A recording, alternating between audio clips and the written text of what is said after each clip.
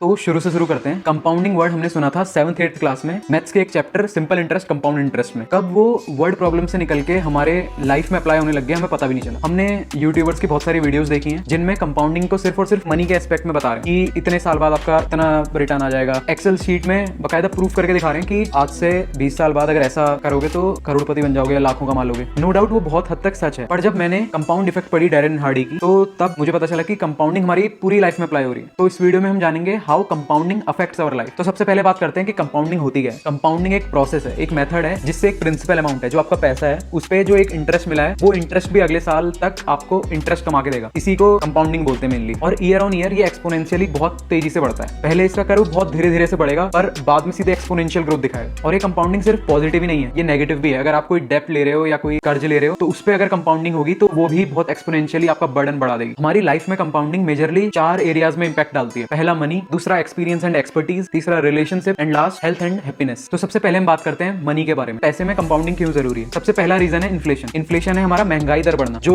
Less के packet में आज से कुछ साल पहले आपको 10 ज्यादा हो गया, 10 ज्यादा हो गया, 6 चिप्स आपको पहले मिलते थे, आज वहीं 4 चिप्स मिल रहे हैं। तो यही है इन्फ्लेशन, महंगाई दर बढ़ना। 1960 में जो सामान हमारे दादा लोग 100 रुपए का ले आते थे आज उसकी वैल्यू 7,800 के आसपास हो चुकी है। तो यही है इन्फ्लेशन। और दूसरा रीजन है कि हमें कंपाउंडिंग क्यों चाहिए अपने पैसे पे, वो है फाइनेंशियल फ्रीडम। मतलब हम सबको फाइनेंशियल फ्रीडम चाहिए। फाइनेंशियल फ्रीडम है क्या, हम अपनी और अपने परिवार की लाइफस्टाइल मैनेज कर पाए बिना किसी पैसे के बारे में सोच के, इसको फाइनेंशियल फ्रीडम कहते हैं। अब हम बात करेंगे कि हम कंपाउंडिंग को अपने फेवर में कैसे ला सकते हैं इन एस्पेक्ट ऑफ मनी। सबसे पहला ये है एक इंटरेस्ट पे इंटरेस्ट मिलने की प्रोसेस। तो आपका जो पैसा रखा हुआ है उसे आप इतना तो कम से कम डाइवर्सिफाई करें कि वो आपको इन्फ्लेशन से ऊपर का रिटर्न ला दे। जैसे आप स्टॉक्स में इन्वेस्ट कर सकते हैं, म्यूचुअल फंड में इन्वेस्ट कर सकते हैं। म्यूचुअल फंड्स में ऑटो डेबिट ऑन करा सकते हैं कि हर महीने आपके 1000 2000 जितना आप चाहें उतना आपका म्यूचुअल फंड में इन्वेस्ट हो रहा है। तो आप ये सब प्रैक्टिसेस करके कंपाउंडिंग का बहुत अच्छा बेनिफिट ले सकते हैं मनी के एस्पेक्ट में। और वैसे भी ये तो आपको कंपाउंडिंग की हर यूट्यूब वीडियो में मिल जाएगा। अब हम बात करते हैं एक्सपर्टीज एंड एक्सपीरियंस पे। Why we want compounding in expertise and experience. सबसे पहला रीजन है कंपटीशन। कंपटीशन बहुत बढ़ गया है, लोग अलग अलग स्किल को मास्टर करके आपस में कंपीट कर रहे हैं और किसी भी फील्ड में सक्सेसफुल होने के लिए खाली 1 to 2% चांस रह गया है। और दूसरा कॉन्ट्रास्टिंग रीजन है कि स्किल की कमी है। हम इंटरव्यूज में, पॉडकास्ट में बहुत सारे एंटरप्रेन्योर्स और फाउंडर्स को सुन रहे हैं कि हमारे पास जगह खाली है, मतलब हमारे पास सीट्स पड़ी हैं पर हमें स्किल्ड लेबर नहीं मिल रही है, स्किल्ड एम्प्लॉय नहीं मिल रहे हैं। तो कंपटीशन को बीट करने के लिए और स्किल डेवलपमेंट के लिए हमें कंपाउंडिंग चाहिए ही चाहिए। अब आते हैं हाउ पे, कि हम कैसे कंपाउंडिंग का बेनिफिट लें एक्सपर्टीज और एक्सपीरियंस में।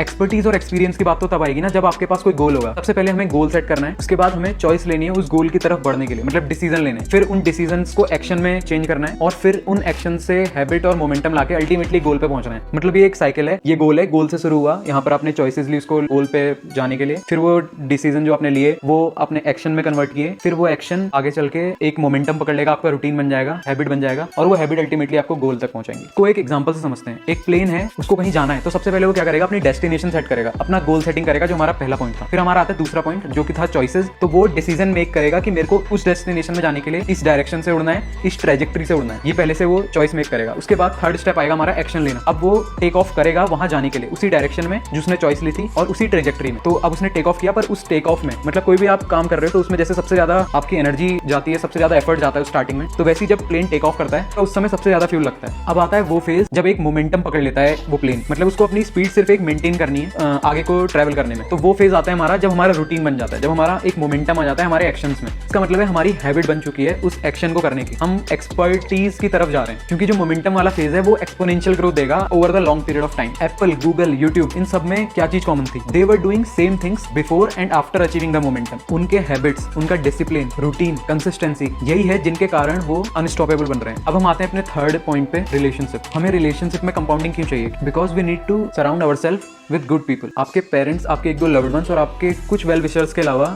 कोई भी आपके साथ लंबे समय तक नहीं रहने वाला है। और वो कंपाउंडिंग से ही पता चलेगा कि कौन लंबे समय तक का रहता है, कौन आज आपका वेल विशर है और 2 साल बाद नहीं है। तो ये सब कंपाउंडिंग के थ्रू में पता चले। और कंपाउंडिंग के चलते हम एक कोर ग्रुप ऑफ फ्रेंड्स या कोर आपके वेल विशर्स को पहचान सकते हैं। अब आ जाते हैं कि how we can compound in relationship. तो सबसे पहले पुट एफर्ट्स मैटर करते हैं और मेनली वही गिव एंड टेक वाला रिलेशन है। सेकंड पॉइंट आ जाएगा अंडरस्टैंडिंग या forgiveness, we have to take time to understand each other. उसके बाद थर्ड और लास्ट मोस्ट इंपॉर्टेंट पॉइंट आता है कि करेक्ट कॉशियसली, मतलब आप किसी को कोई करेक्टिव फीडबैक दे रहे हैं तो अपने से 4 क्वेश्चन पूछ लें। Number 1, am I the right person to give corrective feedback. Number 2, do I have the right motive to give corrective feedback. Number 3, do I have the right way to give corrective feedback. And last, is it the right time to give corrective feedback. तो इन सबको ध्यान में रखते हुए आपने relationship को compounding के हेल्प से ज्यादा फुलफिल कर सकते हैं। अब आता है हमारा last aspect, health and happiness. सबसे पहले वही कि क्यों हेल्थ और हैप्पीनेस में हमें कंपाउंडिंग चाहिए। इसमें सबसे मेजर है कि हेल्थ इज वेल्थ, मतलब अगर हेल्थ ही सही नहीं रहेगी तो कंपाउंडिंग का क्या करोगे, चाहे पैसे की कंपाउंडिंग, चाहे रिलेशनशिप की कंपाउंडिंग, एक्सपीरियंस होगा, कितनी भी स्किल होगी, अगर हेल्थ नहीं होगी तो